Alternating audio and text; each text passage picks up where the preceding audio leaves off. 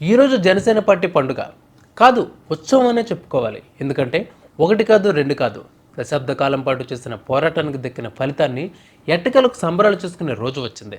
అసలు పవన్ కళ్యాణ్కు పాలిటిక్స్ అవసరమా అన్న మాట దగ్గర నుంచి పొలిటికల్కే పవన్ కళ్యాణ్ అవసరం ఉంది అనే స్థాయికి ఎదిగాడు ఈ mega brother Pawan Kalyan.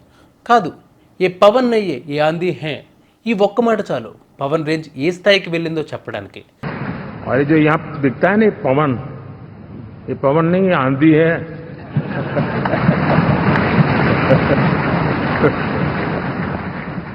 Janasena party ఆవిర్భవించి 12 ఏళ్లు పూర్తి చేసుకుంది. ఈ సందర్భంగా ఆవిర్భావ సభను పార్టీ అధినేత ఉప ముఖ్యమంత్రి పవన్ కళ్యాణ్ ఇలాఖా అయిన పిఠాపురం మండలంలోని చిత్రాడ గ్రామంలో ఆర్భాటంగా నిర్వహిస్తున్నారు. జనసేన అధికారంలోకి వచ్చిన తర్వాత తొలిసారి జరుగుతున్న ఆవిర్భావ సభకు భారీగా ఏర్పాట్లు చేశారు. వీవీఐపీ, వీఐపీలు, వీర మహిళలు, జనసైనికుల కోసం ప్రత్యేక గ్యాలరీలు ఏర్పాట్లు చేశారు. హైవే పక్కనే 8 చోట్ల ఎల్ఈడి తెరలు, వేదిక నుంచి 4 కిలోమీటర్ల దూరం కనిపించేలా ప్రత్యేక సౌండ్ సిస్టమ్ ఏర్పాటు చేశారు. ఇక ట్రాఫిక్ ఇబ్బంది లేకుండా పలు మార్గాల్లో చర్యలు కూడా తీసుకున్నారు. 6 చోట్ల పార్కింగ్ ప్లేసులు ఏర్పాటు చేశారు. సభకు భారీగా పవన్ కళ్యాణ్ అభిమానులు, జనసైనికులు వస్తారన్న అంచనాతో 1700 మంది పోలీసులకు తోడు 500 మంది పార్టీ వాలంటీర్లతో భద్రతా ఏర్పాట్లు చేశారు.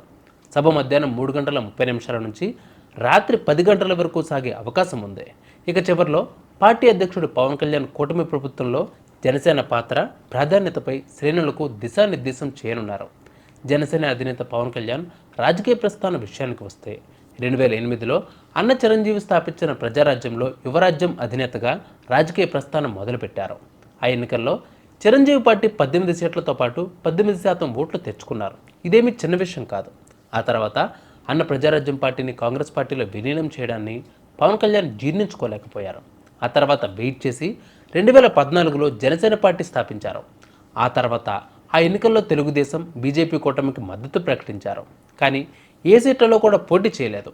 ఎన్నికల తర్వాత కనీసం ఏ పదవి తీసుకోకుండా కూటమి తరపున ప్రచారం నిర్వహించారు.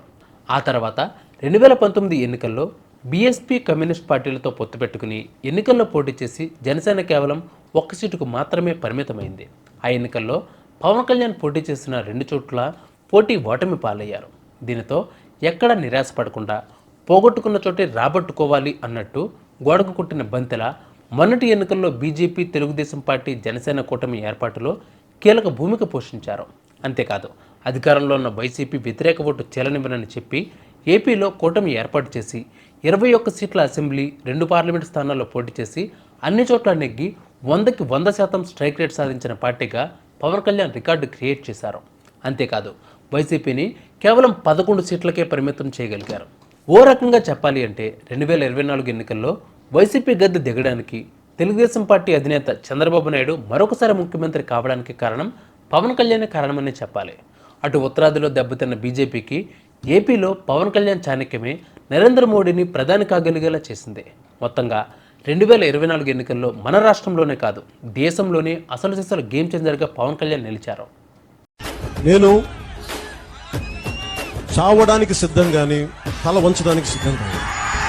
నీలో సాహసం ఉంటే దేశంలో అంధకారం ఉంటుందా? నీలో సాహసం ఉండాలైతే. ఎంతకాలం నడుపుతావు ఈ పార్టీని అంటే మీలో నుంచి ఒక నలుగురు వచ్చి నన్ను మోసుకెళ్ళేవాడు.